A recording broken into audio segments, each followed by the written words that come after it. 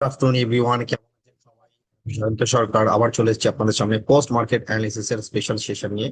তো আজ নিফটির weekly expiry এবং সেই সেকেন্ড এক্সপায়ারিতে আগস্ট সিরিজের। তো প্রথম আমরা আজকে যে আলোচনাটা করবো সেটা কিন্তু সম্পূর্ণ নিফটি স্পেসিফিক একটু আলোচনা আজকে অবশ্যই হবে, এবং প্রথমে যে আলোচনাটা করে নেওয়া দরকার সেটা হচ্ছে আমাদের অ্যাপ্লিকেশন নিয়ে। আগেও বলেছি, এখনো বলছি, আমি রেগুলার বলে যাচ্ছি, যারা যারা এখনো অব্দি ডাউনলোড করেননি, kindly download the app which is available on Play Store. গুগলে গেলে কিন্তু সেখান থেকে আপনারা easy to access I love money যদি টাইপ করেন তাহলে পরে কিন্তু আমার লোগো দিয়ে চলে আসবে, এবং সেই অ্যাপটি ডাউনলোড করার জন্য কোনো চার্জেস বা পয়সা লাগছে না, ফ্রি অফ কস্টে সম্পূর্ণ জিনিসটা পাচ্ছেন, এবং অ্যাক্সেস তার ভিতরে নতুন নতুন সব ফিচার্স অ্যাড হচ্ছে। তো কাইন্ডলি যারা এখন অব্দি ডাউনলোড করেননি, প্লিজ ডাউনলোড দ্য অ্যাপ। তো চলুন শুরু করবো আজকের পোস্ট মার্কেট অ্যানালিসিস এর সেশন। তো সেখানে আমরা যেটাই আলোচনা করবো সেখানে সম্পূর্ণ টেকনিক্যাল বায়াসের সাথে আলোচনা করবো। প্রথমে আমরা যেটা প্রত্যেকদিন আলোচনা করি, রিসার্চ ডিসক্লেমারকে সামনে রেখে। তো রিসার্চ ডিসক্লেমারে যেটা লেখা রয়েছে, পোস্ট মার্কেট অ্যানালিসিস বাই আইএলএম, এবং সেখানে ইকুইটি, ডেরিভেটিভ, কমোডিটি, কারেন্সি যাই আলোচনা করি সম্পূর্ণটা কিন্তু টেকনিক্যাল বায়াস থাকছে। টেকনিক্যাল বায়াস রেগুলার আমরা বলেই আলোচনা করি, সেখানে ক্যান্ডেলস্টিক, আরএসআই, বলিঞ্জার ব্যান্ড এবং ওপেন ইন্টারেস্টের মতন ইম্পর্টেন্ট প্যারামিটার নিয়ে আমরা আলোচনা করে থাকি।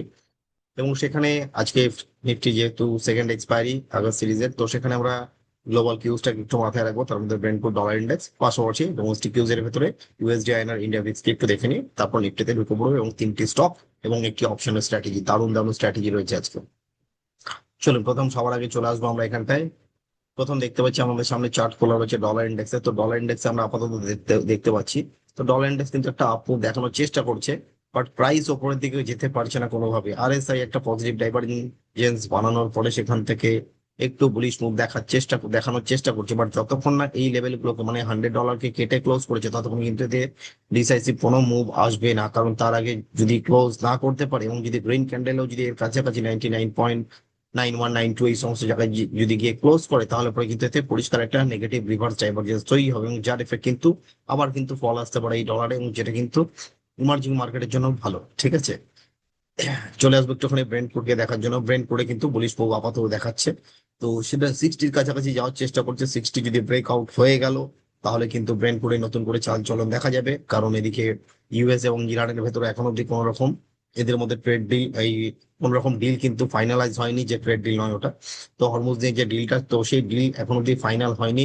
সেই আনসার্টেনটির জন্য কিন্তু মার্কেট এখন অব্দি কোনো মোমেন্টাম নিচের দিকে নিচ্ছে না, মানে ব্রেন্ট কোড নিচে যাওয়ার কোনো সংকেত আপাতত নেই।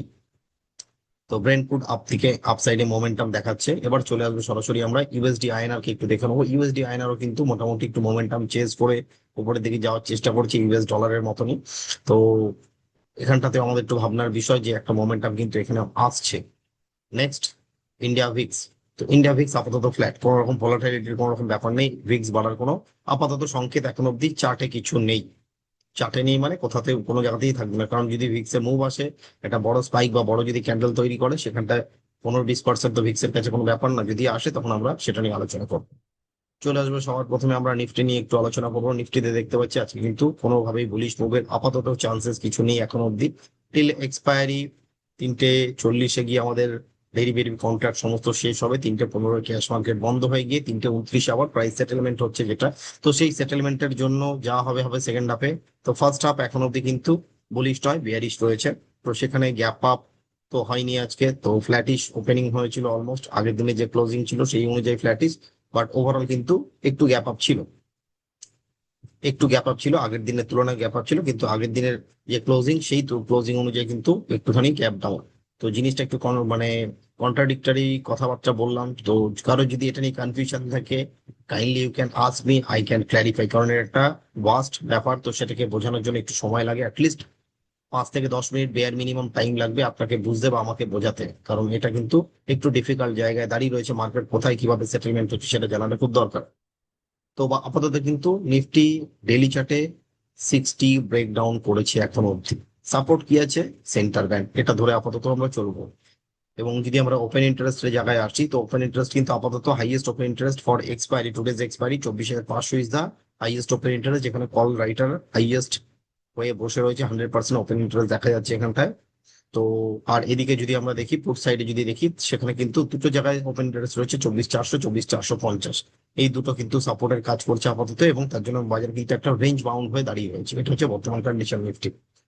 এবার যদি সেখান থেকে আমরা সরাসরি চলে আসি স্টক স্পেসিফিক ভিউ দেখার জন্য। তো স্টক স্পেসিফিক দেখতে গেলে আমরা প্রথম স্টক যেটা আমাদের কাছে চলে আসছে সেটি হচ্ছে জিন্দাল স্টিল। কোনো রকম ভাবে এটা লং এর নয়, এটা শর্টের জন্যই আমরা রেকমেন্ড করেছি বা পিক করেছি এটাকে আজকে। তো 1130-এর পড়া একটা রেজিস্ট্যান্স ওপরের দিকে, যেখানে আরএসআই তে একটা নেগেটিভ ডাইভারজেন্স তৈরি হয়েছে, যার এফেক্ট কিন্তু নিচের দিকে আসতে পারে প্রাইসের মোমেন্টাম। তাতে আমাদের নেক্সট সাপোর্ট হচ্ছে 1065, 1040 হচ্ছে next level of support. Trade হচ্ছে আপাতত 1100-এর আশপাশে। তো সেখানে দাঁড়িয়ে কোনোভাবেই লং এর পজিশন নেওয়া যেতে পারে না বা নেওয়া যায় না, তার জন্য আমরা শর্ট করতে পারি অনলি ইন ফিউচার। তো সেখানে অবশ্যই একটা at the money call option যেন আপনার সাথে থাকে। যদি মার্কেট কোনোভাবে উপরের দিকে চলে যায় তাতে কিন্তু আপনার লস লিমিটেশন থাকবে। অলমোস্ট 1130 গেলে কিন্তু আপনার লস মোটামুটি 7,000 টাকার কাছাকাছি কিন্তু লস দিতে হবে, এটা মাথায় রেখে কিন্তু কাজ করবেন। নেক্সট স্টকটাও কিন্তু আমাদের শর্টের স্টক, নাম হচ্ছে বেদান্তা বিইডিএল। দুটোই কিন্তু মেটাল সেক্টর থেকে বিলং করে। তো এখানেও কিন্তু আমাদের 288 হচ্ছে কড়া রেজিস্ট্যান্স, এবং দেখতে পাচ্ছি একটা আরএসআই 60 কিন্তু রেজিস্ট্যান্স নিচ্ছে আপাতত। এর মানে এই নয় যে বাজার এখান থেকে অতিরিক্ত ফল হয় 200-200 চলে যাবে, এরকম নয় ব্যাপারটা। আমাদের রেজিস্ট্যান্স সাপোর্ট, আমরা যেহেতু ট্রেডিং বেট হিসাবে জিনিসটাকে দেখি, তো সাপোর্ট হচ্ছে আমাদের 261। তো অবশ্যই সাথে একটা আপনার কল অপশন থাকা উচিত 280। তাতে আপনার 288 যদি ব্রিজ করে ক্লোজ করে উপরের দিকে, আপনার বেশি লস আসবে না, 3,500 থেকে 4,000 টাকা ছোট্ট লস। ছোট্ট রিস্কে কিন্তু বড় রিওয়ার্ডের চান্সেস রয়েছে।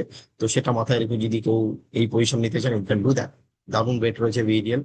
পাশাপাশি আমাদের যেটি লং এর চক, যেটাকে আমরা নিয়ে কাজ করতে পারি ক্যাশে এবং ফিউচারে দুটো দিকেই। তো সেখানে ইটার্নাল হচ্ছে আমাদের প্রথম স্টক। তো যেখানে দেখতে পাচ্ছি একটা আরএসআই তে পজিটিভ রিভার্স ডাইভারজেন্স তৈরি হয়েছে, এবং এই স্টকটি নেক্সট রেজিস্ট্যান্স হচ্ছে 321 এবং 335।